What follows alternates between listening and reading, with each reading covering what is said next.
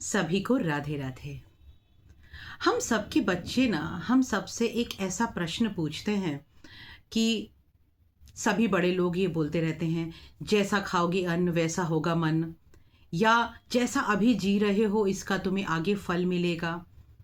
तो ऐसी रोक टोक क्यों?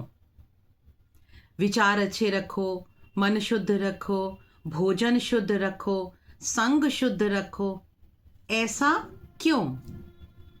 ये प्रश्न हमारे बच्चे, हमारे युवा, हमारा यूथ अक्सर पूछता है। और मैं यूथ की ही बात क्यों कहूँ, मैं तो सोचती हूँ कि हमारी जो जनरेशन के लोग हैं ना, वो भी यही सोचते हैं कि ये ज़िंदगी एंजॉय करने के लिए मिली है, ये ज़िंदगी आनंद लेने के लिए मिली है। और सबसे बड़ी प्रॉब्लम पता है क्या है?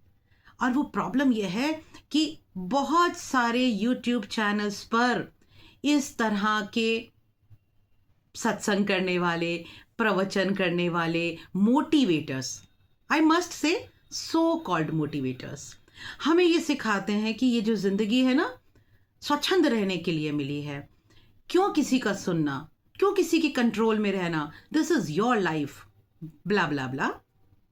जब इस तरह की बातें वो लोग करते हैं तो डेफिनेटली जो हमारा युवा है, और वो वाला युवा जो इस समय बहुत ही रेबेलियस हो रहा है, बहुत ही बागी किस्म का हो रहा है, उसको अच्छा नहीं लग रहा कि उनके घर के बड़े लोग शास्त्रों की बातें करते हैं। बड़े लोग कहते हैं सही तरीके से जियो, अनुशासित जियो, एक डिसिप्लिन्ड वे में रहो, भोजन अच्छा करो, विचार अच्छे करो। तो उनका प्रश्न होता है, क्यों? इससे क्या होता है? कहाँ लिखा है ये? और फिर हम जो माएँ हैं, हम ये सोचने लगती हैं, कौन से शास्त्र में पढ़ा था? फिर हमें शास्त्र ढूँढने पड़ते हैं। अब क्या करें, शास्त्र तो हमने भी नहीं पढ़े। तो अब आपके लिए फ़ायदा है, इस चैनल के माध्यम से आपको पता चल जाएगा क्या आंसर देना है।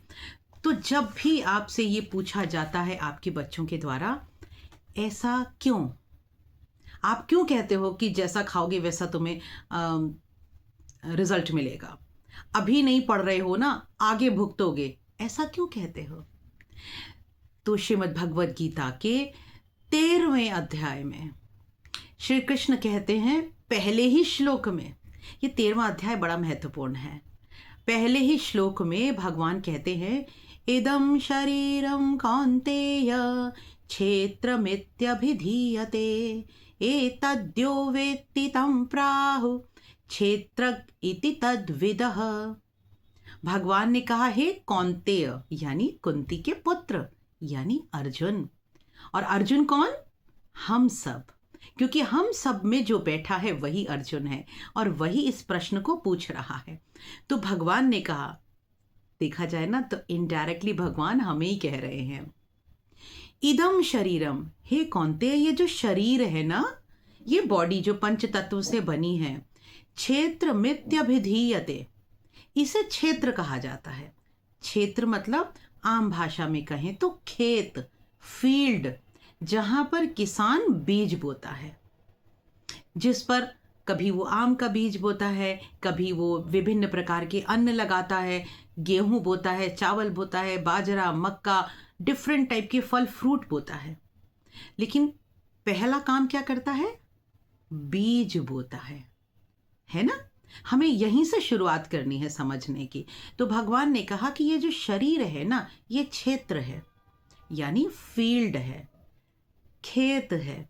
और जिस तरह से किसी भी खेत में उसको उपजाऊ बनाने के लिए पहले उसकी निराई गुड़ाई करनी पड़ती है, तो कैसे करता है किसान? बड़े बड़े हल लेता है और वो हलों से उस मिट्टी को कुरेदता है, तो कष्ट होता होगा ना। तो ये जो तपस्या है, ये जो डिसिप्लिन है, जिसकी हम बार बार बात करते हैं, टाइम से जागो, डिसिप्लिन, टाइम से नहाओ दो, डिसिप्लिन, योगा करो, एक्सरसाइज करो, जिमिंग करो, फास्ट वॉकिंग करो, डिसिप्लिन। तो ये डिसिप्लिन क्या करने वाला है? इस फील्ड को, इस शरीर को उपजाऊ बनाने वाला है। उसके बाद किसान उसमें बीज बोता है। अभी जैसा बीज बोओगे ध्यान दीजिएगा, जैसा बीज बोओगे वैसी ही फसल मिलने वाली है। आम का बीज लगाओगे तो आम का ही पौधा पेड़ मिलेगा। ऐसा नहीं हो सकता कि आपने आम का बीज लगाया है और पीपल का पेड़ उग गया, ऐसा नहीं होगा ना। और सेम वे में ऐसा भी नहीं हो सकता कि आपने आग के बीज बो दिए, आपने जहर के बीज बो दिए, आपने किसी भी नशे की चीज़ें, भांग इत्यादि के बीज बो दिए और आपको मिलने लगे गेहूं और अनाज, चना बाजरा। ऐसा भी नहीं होगा। तो भगवान ने कहा है कि पहली बात समझ लो, इस शरीर को जो भी संस्कार दोगे, जो भी कर्म इस शरीर के माध्यम से करोगे, वही कर्म बीज के रूप में इस शरीर की मिट्टी में, पंच तत्व में, पंचकोश में, इसके ऑरा में, इसकी सटल बॉडी यानी सूक्ष्म शरीर में संस्कार के रूप में विराजमान हो जाएंगे। और फिर जैसे जैसे तुम्हारी एज बढ़ेगी, जैसे जैसे तुम बड़े होते चले जाओगे, तो वो ही आदतें जो हैं वो तुम्हारे जीवन की दिशा को निर्धारित करने वाली हैं। अभी अगर आपने एक छोटी एज से अच्छी आदतें नहीं बनाई, या जब समझ आ जाए तब से अच्छी आदतों का निर्माण नहीं किया, तो फिर आगे जाकर जीवन के हर क्षेत्र में असफलता निश्चित है। फिर ब्लेम ना करना। क्यों?